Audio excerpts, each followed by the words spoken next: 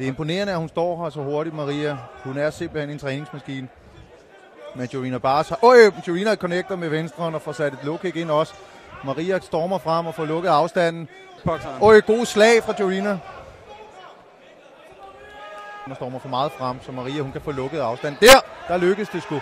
Kom så Maria, hold presset. Leverer clinch.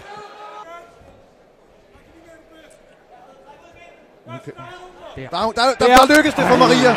Maria har fået Jorina ned. Nu må vi se, om Jorina hun har fået noget ud af den træning, hun har snakket om med sin træner, som har både i Rusland og England og hente erfaringer. For det er jo immer væk have en arm fri for at kunne... Der får hun givet knæ til kroppen. Så længe hun er aktiv, så scorer hun, og så længe hun scorer, så bliver hun ikke kaldt op. Og det kan man sige, det er jo ikke det.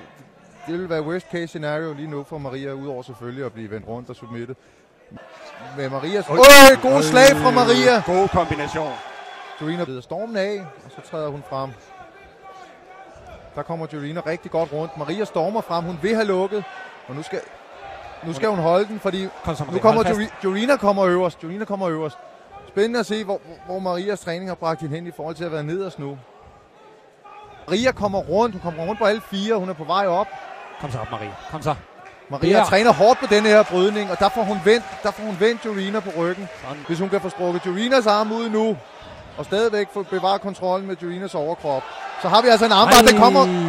Hun forsvarer sig nu meget godt lige nu. Jorina, hun bevarer overblikket. Hun ved, hun skal låse den arm inden. Kom så, Maria. Vi skal lige have tredje danske sejr i aften. Og hun får mounted, og denne her gang tillader hun ikke Jorina Barca at få vendt hende rundt. Hun ved, at Jorina vil prøve at lave denne her bridge, altså hvor hun går i bro og får væltet sin modstander af. Sådan der, Maria. Maria er blevet stærk. Nu skal der hentes point hjem. Hun scorer, og Jorina, hun bider tænderne sammen.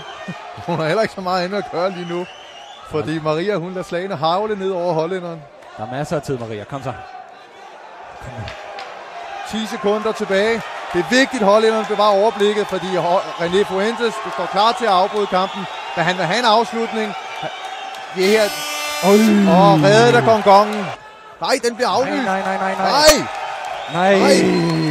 Nej.